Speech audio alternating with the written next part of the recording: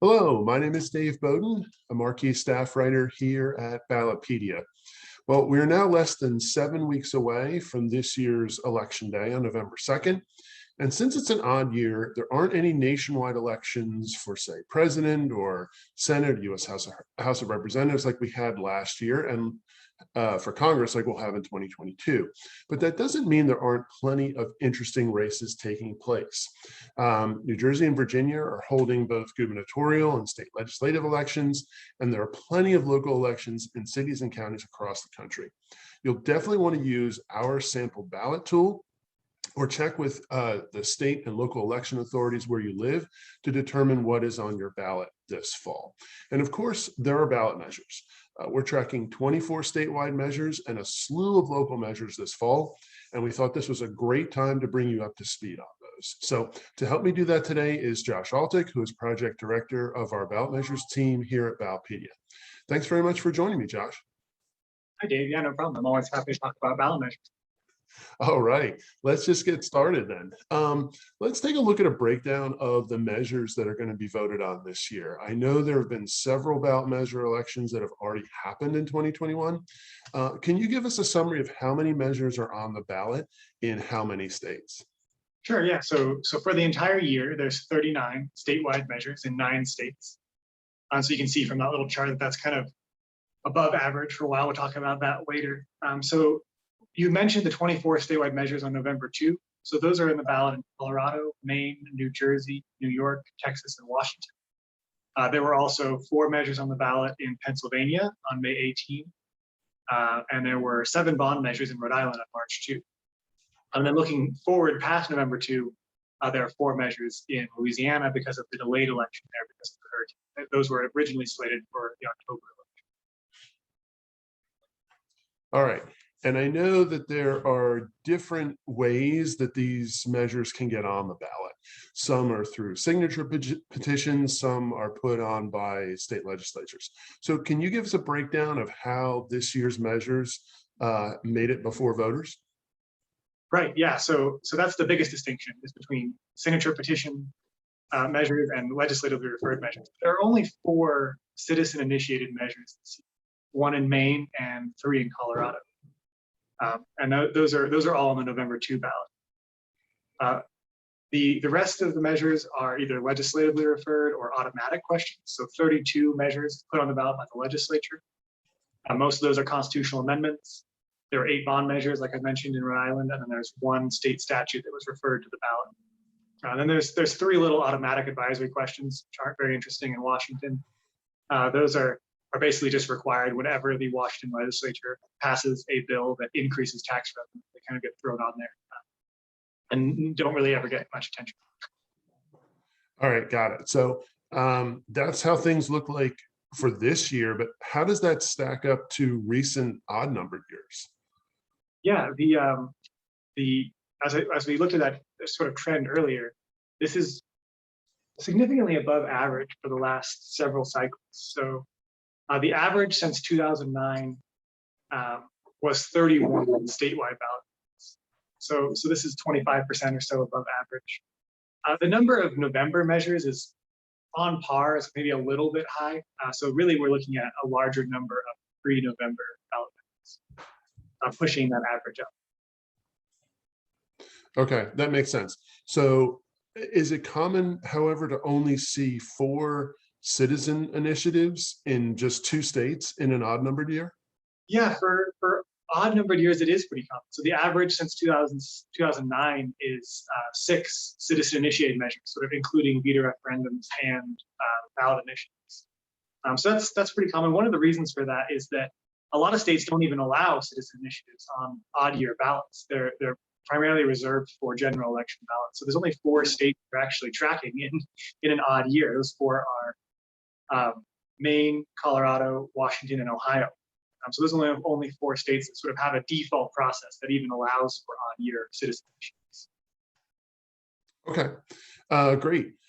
All right, let's take a look then at how much interest these measures are generating as reflected through campaign finance numbers, and that is either contributions for or against these various measures.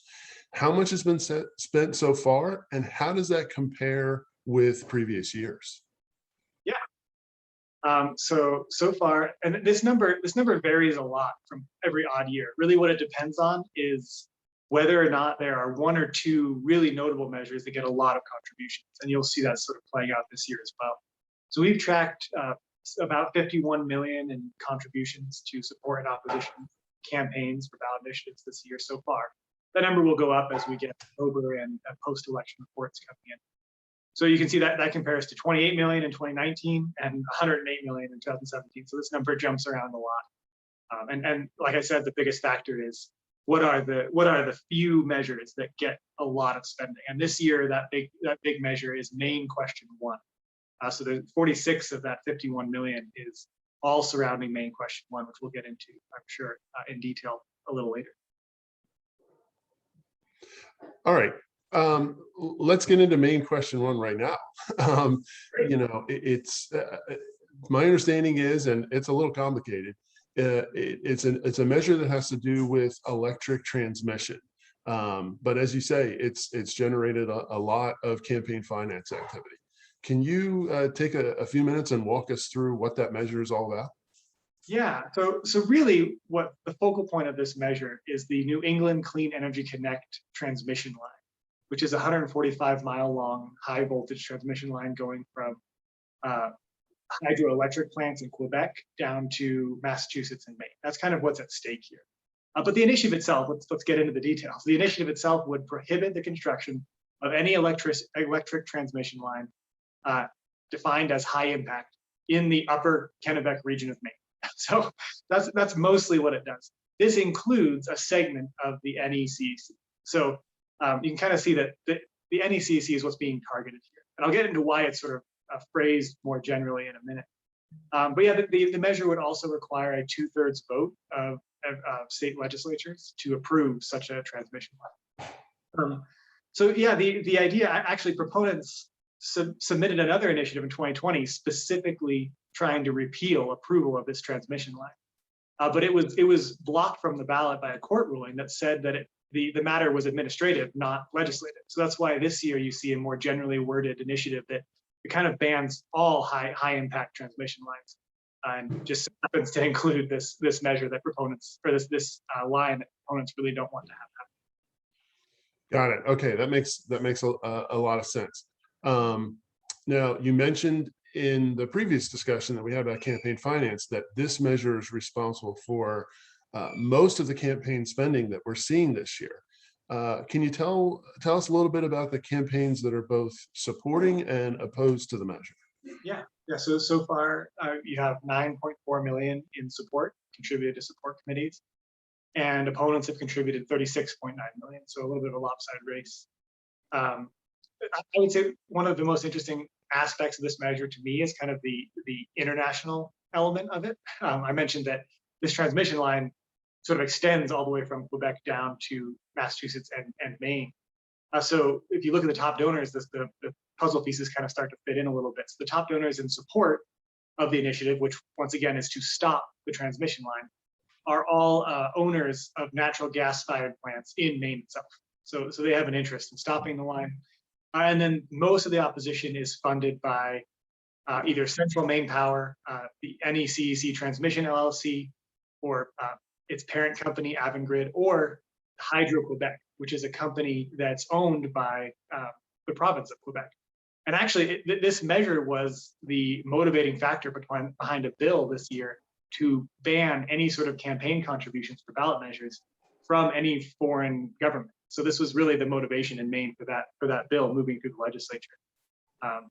In the end, that didn't affect this race too much because the contributions had already come in, and it's unclear whether that bill will hold up in court. But kind of an interesting backstory there is there's been a lot of attention generated from this measure in the legislature, sort of surrounding their policy more generally speaking on ballot. Thank you for that, Josh. That's really fascinating stuff. And you know, if you are somebody who is really into politics, you are going to probably blow a lot of people away by if you've just followed that explanation, knowing what's going on with this transmission measure in Maine. Like you said, it's really generating a lot of campaign finance activity. All right, let's move quite a bit west and look at Colorado, which only allows measures in odd number years that are revenue related. And this year there are 3 of them. So can you walk us through what questions Colorado voters will decide in 2021?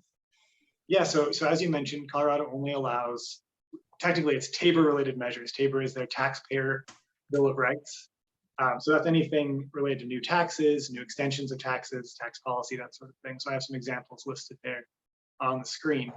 But yeah, so this year we have 3 of them. That's a bit more than we usually have. Usually there's about 1 ballot measure in Colorado on an odd numbered year. 2 of these measures are the campaigns share some interest. So there's proponents are shared among 2 of these. But yeah, let's run through them real quick. So there's a lot of details we could get into on these. So Amendment 78, it would transfer the power to appropriate custodial funds to the legislature away from the state treasurer, so give the legislature more control over those. The custodial funds are just funds that the state gets not directly through taxes, so generated through other means. So then there's the Proposition 119, which would increase marijuana taxes and create an out-of-school education program called LEAP. So like I said, a lot of details, a lot of interesting campaigns going on for those. I'm probably going to spend most of my time talking about this 3rd one here, Proposition 120, because I love the nitty-gritty political context, and this one has a lot. So Proposition 120 would reduce property tax rates, specifically property tax assessment rates, and it would authorize the state to retain $25 million in surplus revenue they would otherwise have to refund taxpayers because of that TABOR law I mentioned. So going back to 2020, the only reason that this measure is even a possibility is because in 2020, voters approved a constitutional amendment that repealed what's called the Gallagher Amendment, which had sort of strictly governed the rates of taxpayer property tax assessment. So the next wrinkle that's added here is that the legislature passed a bill in June in response to this initiative, almost explicitly, that changes the sections of statute that this initiative tries to change. So proponents have characterized this as pulling the rug out from under their initiative. So the Legislative Council said that essentially that bill, Senate Bill 293, redefined property types and enacted a temporary 2-year reduction instead of a permanent reduction in tax rates. So the idea is that the initiative would only apply to lodging and to multifamily residential property instead of all property. And that's what the Legislative Council is saying. Proponents of the initiative have different ideas. They think that they'll be able to take this to court and sort of let the courts decide which law, Proposition 120 or the bill, Senate Bill 293, actually takes precedence. So we'll see how that plays out in the court. That of course is if the measure is approved on November 2. So yeah, lots of interesting stuff in Colorado, all largely related to taxes and tax revenue. The out-of-school program in 119 is probably the next most interesting race for me, just because that program would be a little bit unique. There aren't a lot of other programs like it that have been enacted through a citizen. That Proposition 120 is really fascinating. That kind of policy maneuvering between the legislature and in response to these different petitions. That's a really neat summary. With regard to the custodial fund measure, are custodial funds like, say, things that the state might receive like as part of like a court settlement and that kind of thing? Correct. Yeah. So pretty much, like I said, anything that's not generated through taxes. The exact definition is a little bit complicated, but you can go to Ballotpedia and get a nice summary list. But there would be you give a good example. Anything provided as a settlement, anything that is provided as a benefit for the state in some way that wasn't generated directly through taxes. All right, got it. That makes sense. All right, and now let's move south and look at the state of Texas, which has 8 state constitutional amendments on the ballot. And I believe those only go before voters in odd numbered years. So how does that number 8 compare to recent years? And are there any of these measures that you'll be following intently in November? Yeah, well, it's true that since the legislature holds regular sessions in odd years, it refers most constitutional amendments to the odd year ballot. but the legislature is allowed to put amendments on even year ballots. So since 1995, the legislature has referred 2 amendments to an even year ballot and 167 for odd year elections. I find this dynamic interesting because the voter turnout for odd years is so much lower than even years. So the average for odd years is 11%. That's 39 points lower than for even numbered years. So I guess if sometimes there's discussion of, wanting a larger number of voters to be able to decide these policy issues, and in Texas that's not a concern. They go ahead and add these to the odd year ballot. But yeah, like you said, let's get into these measures. So I think there are 2 that jump out to me as interesting, because they're part of a larger trend. Those 2 are pretty much direct COVID-19 responses. So Proposition 3 would prohibit the state or any political subdivision from limiting religious services or organizations. And then Proposition 6 establishes in the Constitution a right specifically for residents of nursing or assisted living facilities. And that right would be to designate an essential caregiver. And what that essentially means is that the essential caregiver they designate could not be prohibited from visiting them in person, regardless of pandemics or emergency declarations, et cetera. And it does contain a couple of exceptions for kind of really extreme cases, but for the most part, it would allow those visitations to continue through something like COVID-19. So like I mentioned, you can go online. We have a nice aggregation on Ballotpedia of sort of ballot measures that have come about in response to COVID-19. And the spring Pennsylvania measures are examples of those. But these fall into that category and is part of this sort of new trend, which I think is interesting.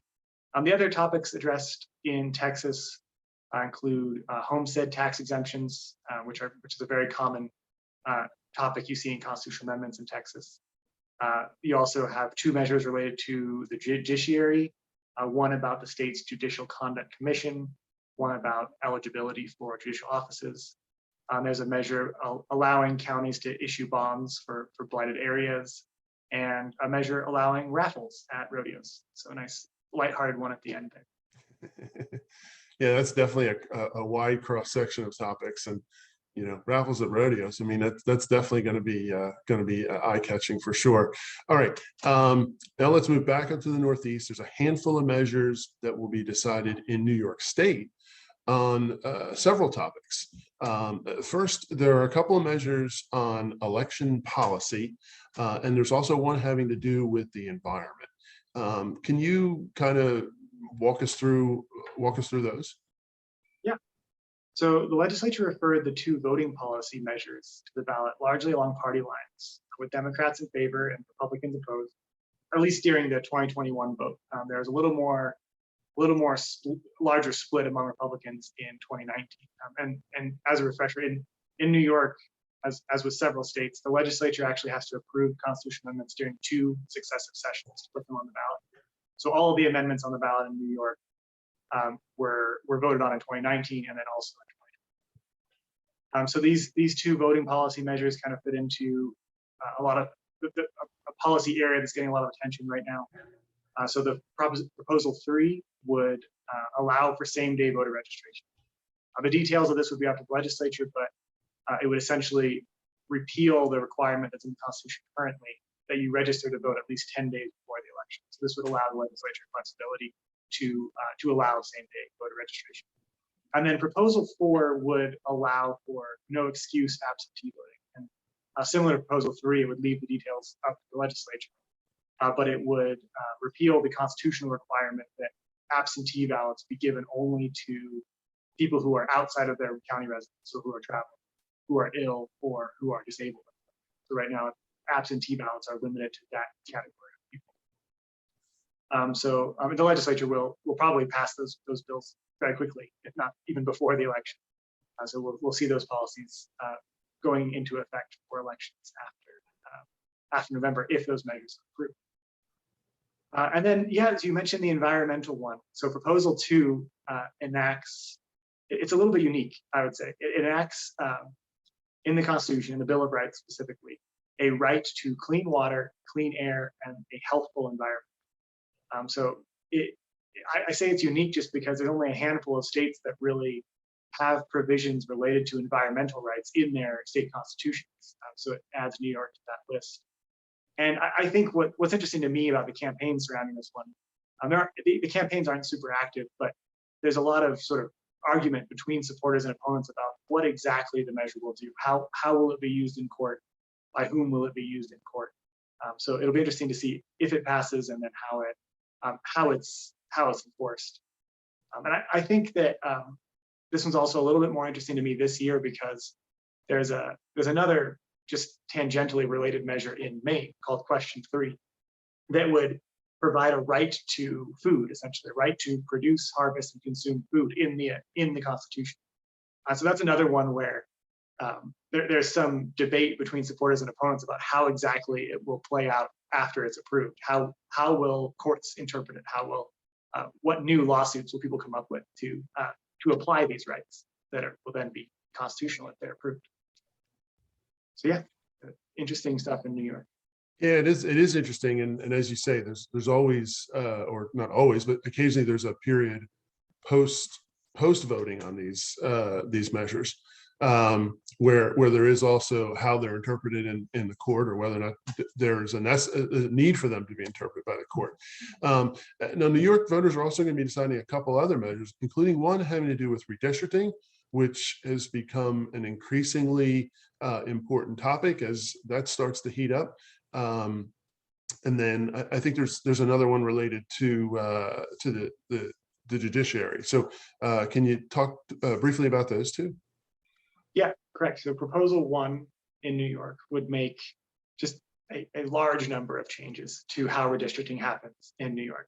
And not all of them are significant, but they are all very complicated. So I'm not going to be able to get them all now. I highly recommend you check out our article or even read the text itself if you are voting on that measure.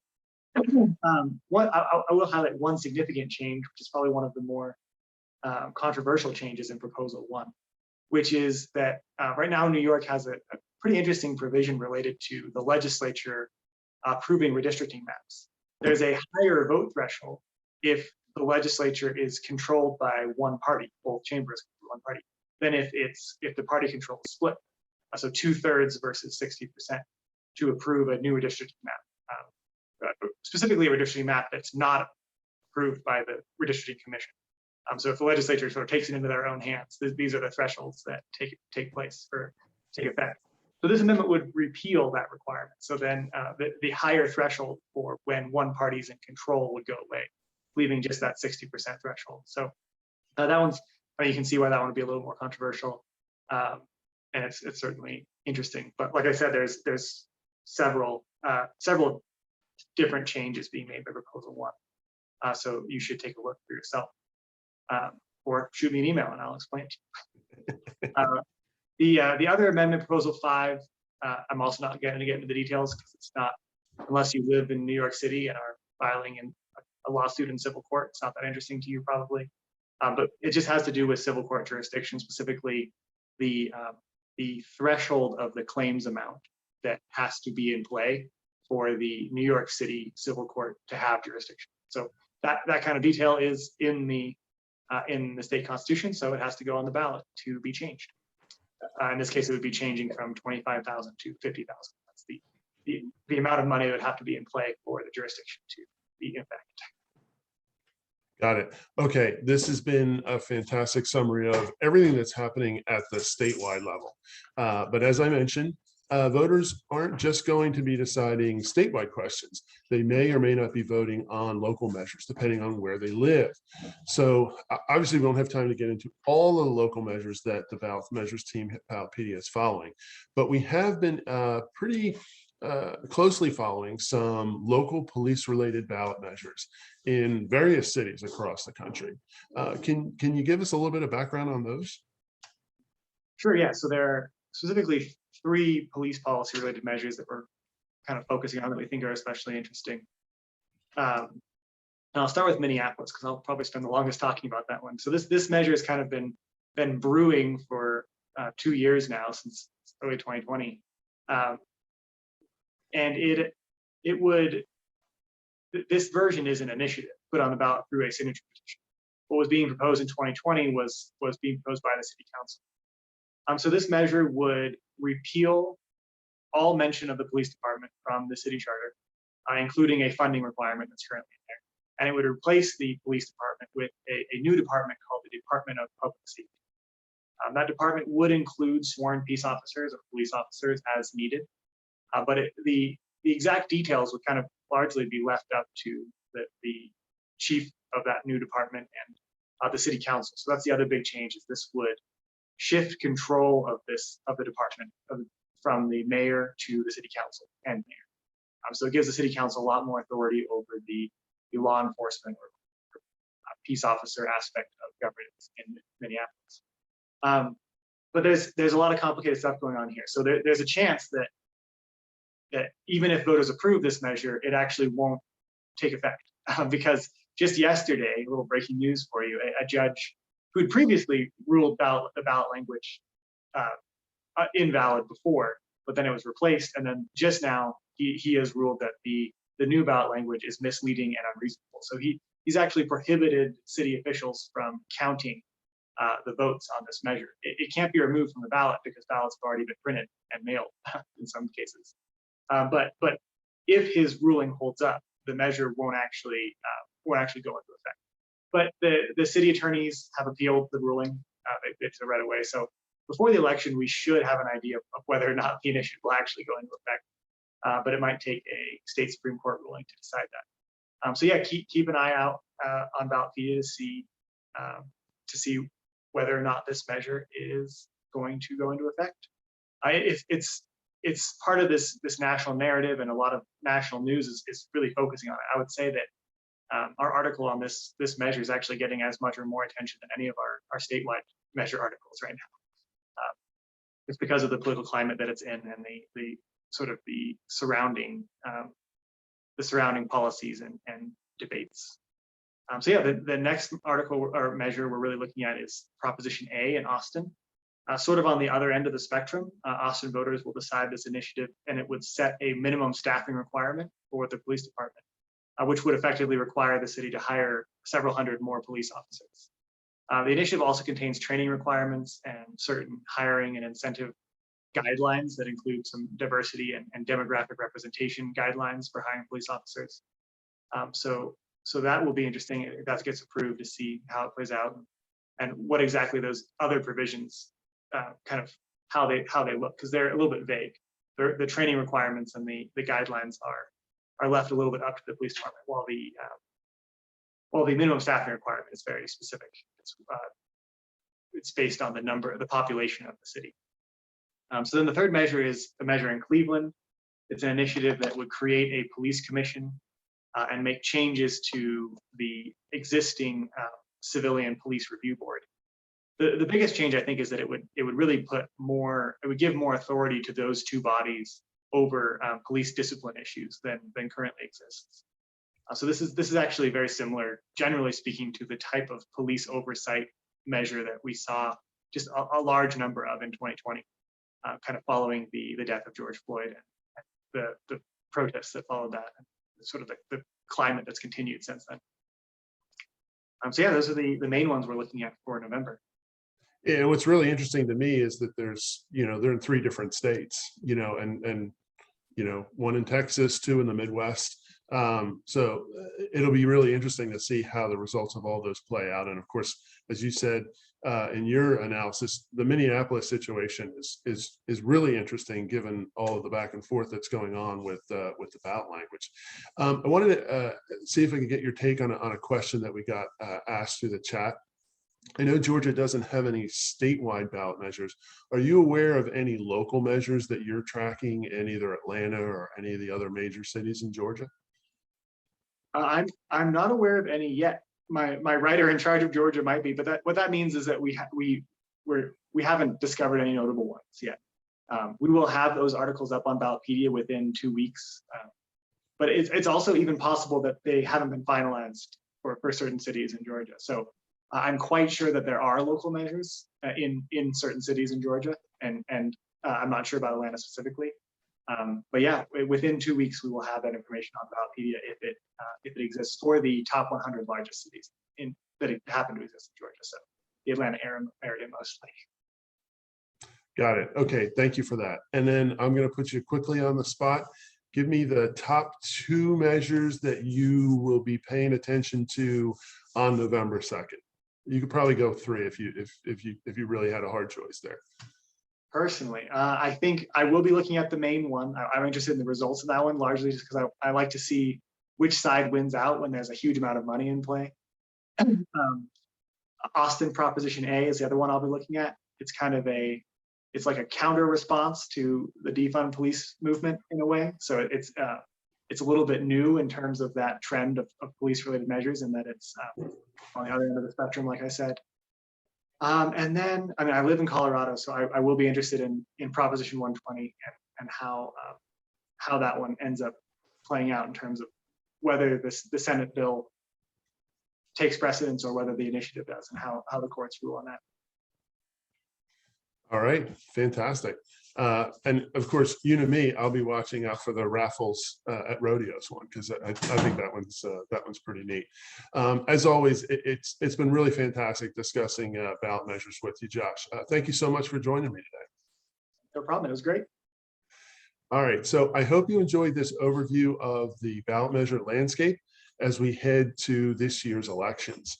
And as Josh indicated, we're going to continue to follow these right up through November 2nd, or later in the case of Louisiana. So please, feel free to check back, and we encourage you to check back on all of these measures to get the latest, either campaign finance information, polling if there is any, endorsements, etc. So please, like I said, keep checking in with us. If you have any questions that we were not able to get to, you can email our editor account, editor@ballotpedia.org, and we'll be more than happy to get you an answer. If you send a question to me, I will probably just forward it to Josh, because as you saw, he is the expert on all of this. If you're new to Ballotpedia, this is the level of research analysis that we do on prominent elections all across the country every single year. For example, we had in-depth coverage of yesterday's recall election surrounding California Governor Gavin Newsom. We covered that from start to finish, and we also covered the local primaries that took place yesterday in Boston and Cleveland and Toronto for both mayor and city council. So we are the place to go when you have questions about things related to politics. In just a second, I'll tell you how to stay on top of all of these stories. But first, I want to remind you that we at Ballotpedia rely on your donations for all that we do. So if you like our work and you want to support us, please consider donating by going to www.ballotpedia.org/donate, and you can see the ways in which you can contribute and make all of this coverage possible. Now, to stay connected, you can do one of two things. You can regularly visit our homepage, ballotpedia.org, which features the latest political news and links to our major coverage areas and our analyses. And the other way is through our newsletters, which cover a wide variety of topics, from ballots to ballot measures to election policy, the federal courts, everything else in between. There's a link on our homepage to our full listing of newsletters. And if you've never subscribed before, let me recommend our flagship daily political summary, which is the Daily Brew. It comes out every weekday, and it averages about 800 or 900 words every issue. And it provides a quick read on 3 top political stories of the day, including links to where you can find and learn out more. So like I said, visit that link on our homepage. You can review samples of these newsletters and subscribe to whichever ones that you like. So thank you again for joining us on this wrap up or preview of what's going on with this year's ballot measure elections. Have a great day, and thank you.